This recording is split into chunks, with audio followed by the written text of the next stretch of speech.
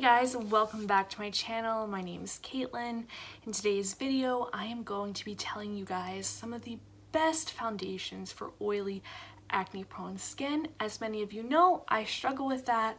I have struggled more with it in the past, and my skin is in a really good place now. I think I have a great routine in place. If you're interested in seeing that, I will leave that video at the end of this one. But let's just dive right in.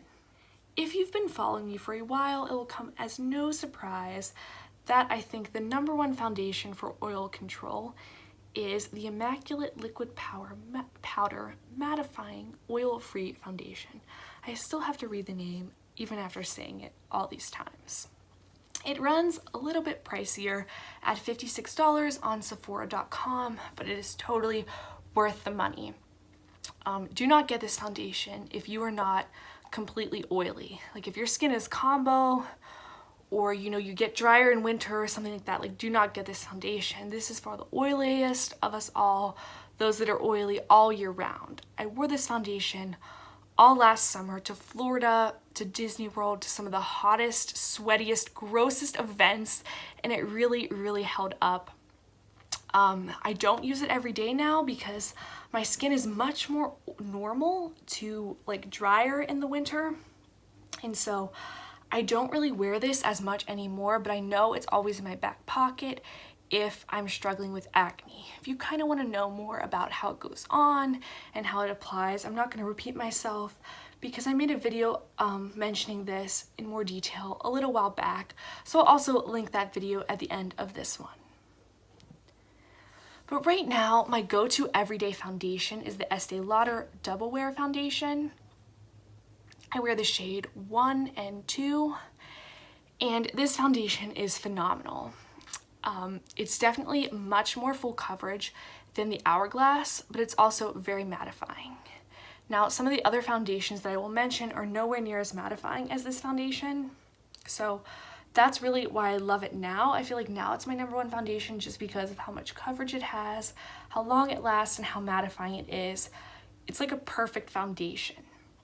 I think it's $42, which is a little bit more affordable, and you get a lot in this bottle. Like I feel like this bottle has lasted me the last 4 months, and I've literally been wearing it every single day. So like I said, this foundation is just amazing. If you're kind of transitioning from being more oily to more normal, I definitely suggest you to check it out. This is also a #1 foundation in my books. The only other #1 foundation I have in this video is the Lorac Natural Performance Foundation, which unfortunately is no longer made.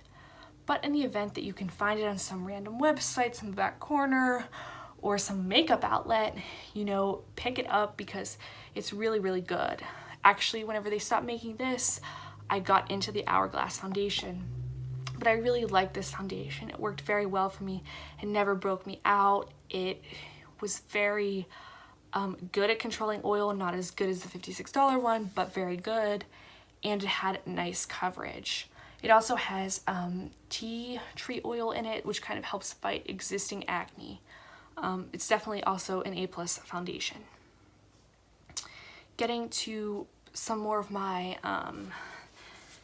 #2 B+ foundations, that would be this CoverGirl Clean Matte 360. It is an excellent price for a matte foundation, but it's definitely not as matte as the foundations that I've mentioned before. I feel like you would have to use a good primer and a good powder if you want to make it work. Or maybe, you're not always oily, maybe you're only oily around a certain time of the month or whatever. This might be a nice, easy pickup for you, but it's not the best foundation, but in my opinion, it's the best from the drugstore, so that's why I am including it in this video. The Neutrogena foundation is also very similar to this, but I think the Neutrogena foundation is like $7 or $8 more, so I would just go with this one. Another foundation that I like that's kind of like at that B+ range is the Clinique Stay Free Oil-Free Makeup. This has good coverage. I really like the coverage. I think it's buildable.